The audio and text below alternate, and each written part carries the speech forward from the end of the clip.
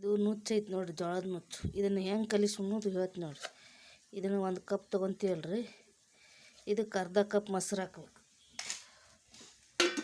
ಈಗ ಉಪ್ಪು ಒಂದು 2 ಬಟ್ಟೆಲಿ ತೊಗೊಂಡು ನೋಡ್ರಿ, ಒಂದು ಚಿಟ್ಕಿ ಹಿಂಗೆ ಕಲಿಸ್ಬೇಕ್ರಿ. ಮಲ್ದಿನ ನುಚ್ಚು ನಿನ್ನೆ ಮಾಡಿಟ್ಟಿನಿ ರೀ ರಾತ್ರಿನ್ಯಾಗ. ಈಗ 2 ಸ್ಪೂನ್ ಉಳ್ಳಾಗಡ್ಡಿ ಹಾಕಿ ಕಲಿಸ್ಬೇಕ್ರಿ ಹಿಂಗತ್ತೆ.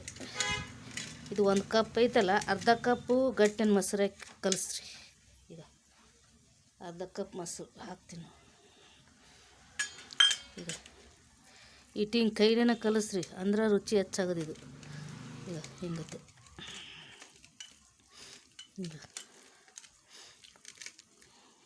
ಈಗ ಕಲಸಿದ್ದು ಆತು ನೋಡ್ರಿ.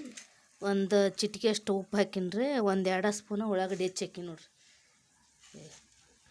ಇದೇನೈತಿ ಗುರೋಳ್ ಚಟ್ನಿ ನೋಡ್ರಿ. ಇದು ಗುರೋಳ್ ಚಟ್ನಿ ಇದ್ರ ಮೇಲೆ ಹಾಕ್ಕೊಂಡು ಹಿಂಗೆ ಉಣ್ಬೇಕ್ರಿ. ಇದನ್ನ ಹಿಂಗತ್ತೆ ಇಷ್ಟ ನೋಡ್ರಿ. ಇದನ್ನ ಕಲಿಸಿ ಉಣ್ಬೇಕು.